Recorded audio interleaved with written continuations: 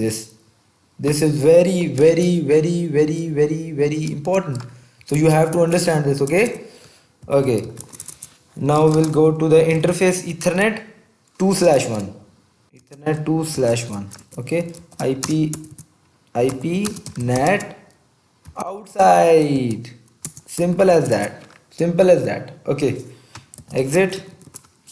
Okay, Ethernet 2/1, we go an IP NAT outside. Same as that. Okay, now what we'll do, we will configure uh, uh, IP NAT inside source list 192 access list number. This is the access list number. Okay, we can also give a name for that. Okay, IP NAT inside source list 192 interface. The interface we want 2/1 and overload. This is the main command of NAT. Okay, IP NAT inside source list 192 interface Ethernet 2/1 overload to the egrets interface. Okay, it will permit this IP only in the source list of 192. Let's configure access list 192 permit IP 192.168. This is extended access list, so we can deny and permit all of the IPs or all of the traffic. Okay, on the base of traffic. Okay, 192.168.1.0 0.0. This is wildcard mask and to any destination. Permit this. Okay, let's try to ping this.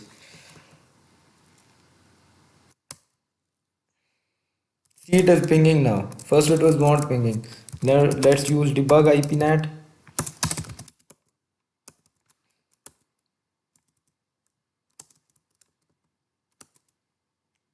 And you see, yes, see this 192.168.1.1 has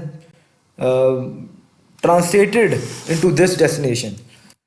Now let's go to the interface to perimeter router 2. I will show you the running configurations first. Same as router 1. What we did over here, what we did was show running over here also.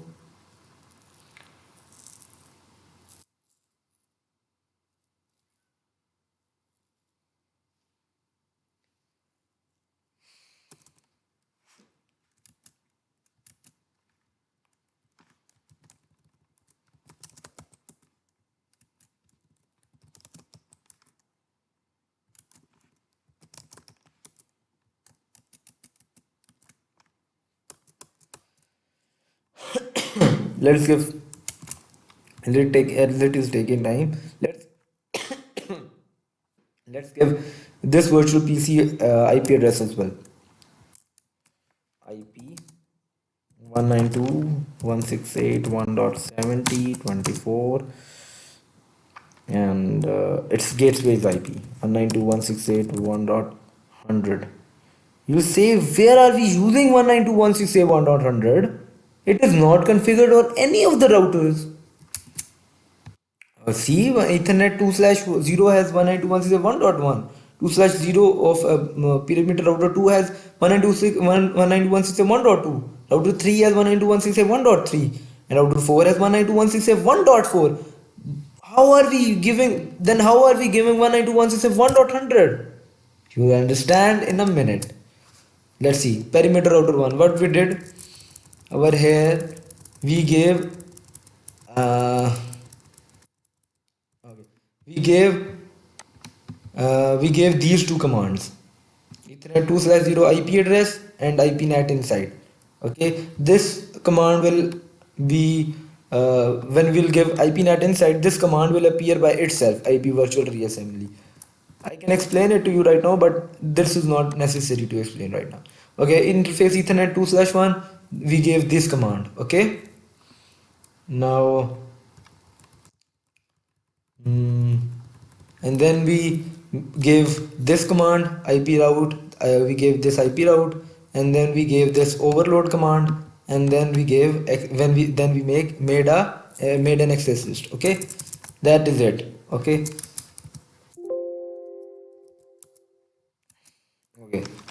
Just like router 1, a perimeter router 2 has the same to same configurations.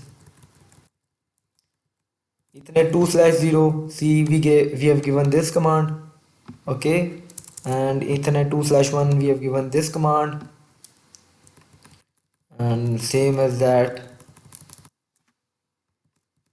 This is the access list, this is the IP route, and if you want to check, we can ping it also 67, 67, 67, 67 with the source. For if we want to know if it is NATing or not, 192.168.1.2. See, it is okay. On perimeter router 3,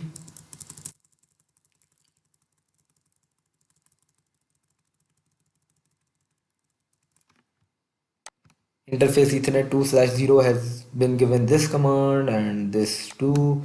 Okay, this IP address. Okay, on IP route, this IP route, and then this access list, and then this I and then this main command of IPNet inside. Router 4, same as that.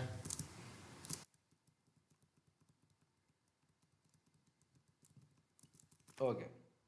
See, IPNet inside, IPNet outside, IP address, and the route and the access list and the main command. Okay. What? See, no problem in that. Okay, now let's just we've seen the I think we've seen the configuration of internet router. Let's see it again. Loopbacks are configured. Okay, loopbacks are configured.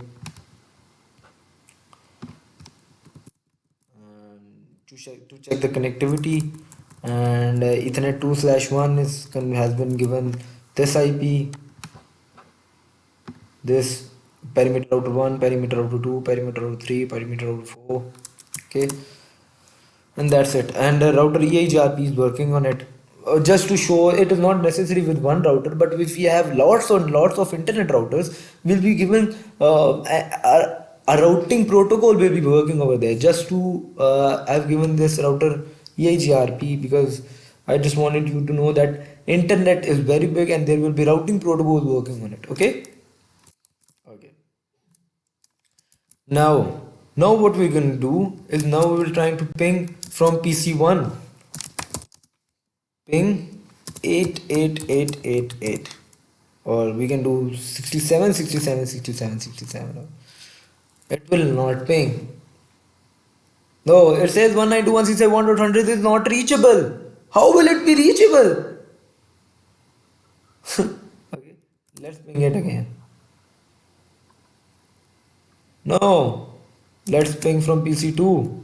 Ping 8888 or 67, 67, 67, 67, 67, 67, 67, 67. And it says 192.168.1.100, this gateway is not reachable. Let's give an extended ping.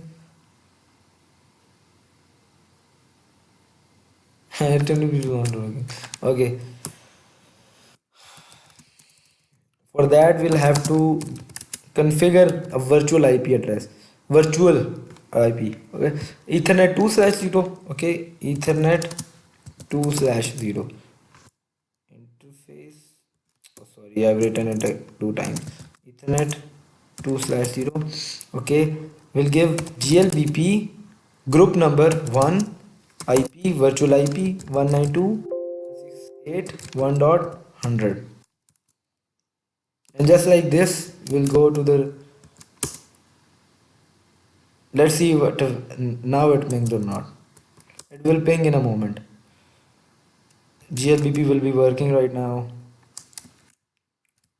Now, for that, let's configure priority to, but it is not necessary, right, to check to ping. No, that we want. Okay, now it is state is active. Let's try to ping again.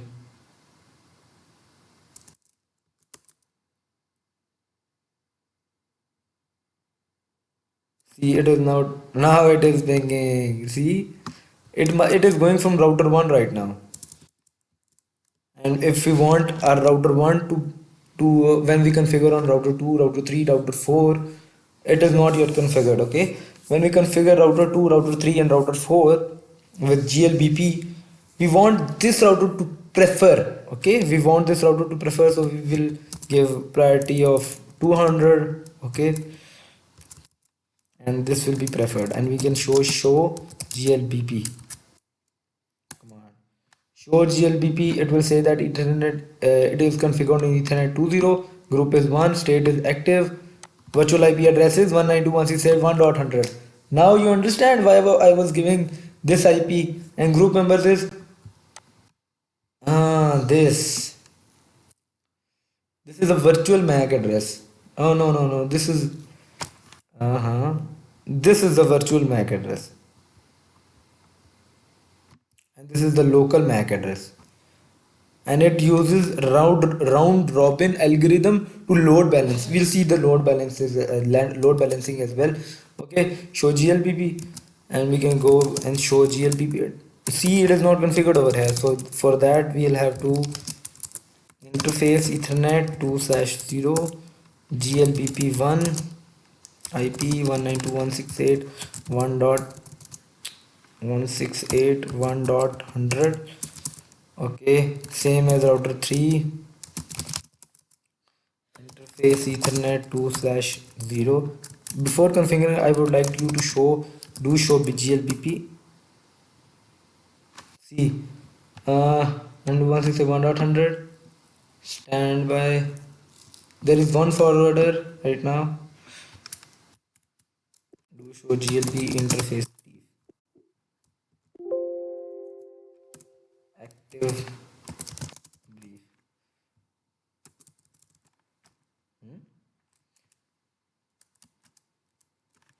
Show GLBP active brief. Now it has a table on it that its priority is 200. It is in listening state, Ethernet 2.0 right now, and these are the virtual MAC addresses. Okay, this is perimeter router 1s, and this is perimeter router 2 active router. Okay,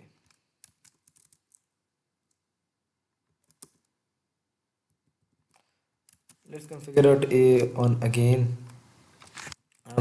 We can give GLBP priority to that. If that routers get on, we wanted to shift on this router, okay, on perimeter router 2, and we can say GLBP1 IP on perimeter router 3 192.168.1.100.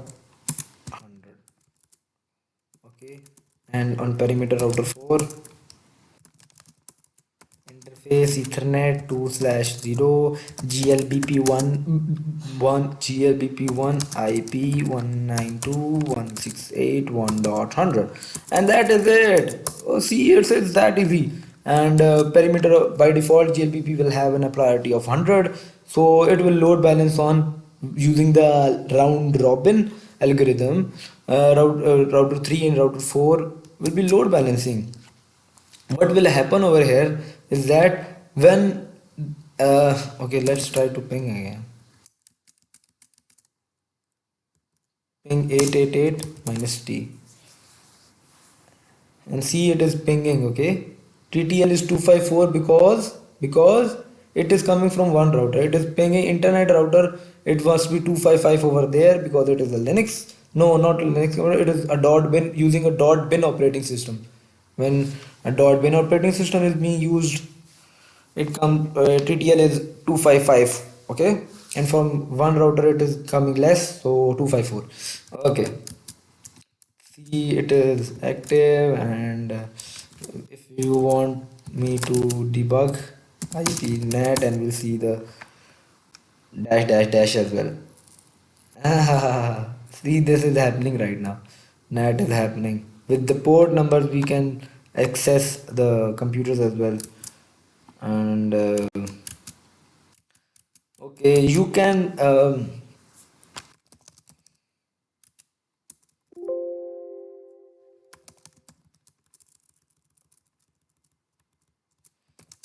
show GLBP.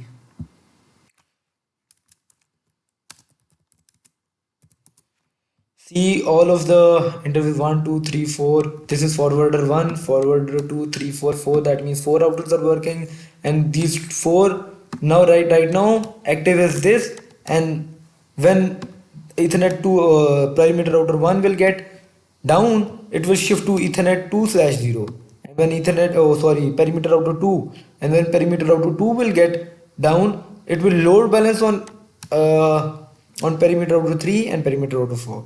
Okay, so I hope you understood this lecture, and please comment. Okay, please give your feedback for online studying CCNA, HCNA, HCNP, and CCIE, HCIE, MCSE, fiber optics university subjects, or for my help in your project, or for any queries you can email me and I'll get to you.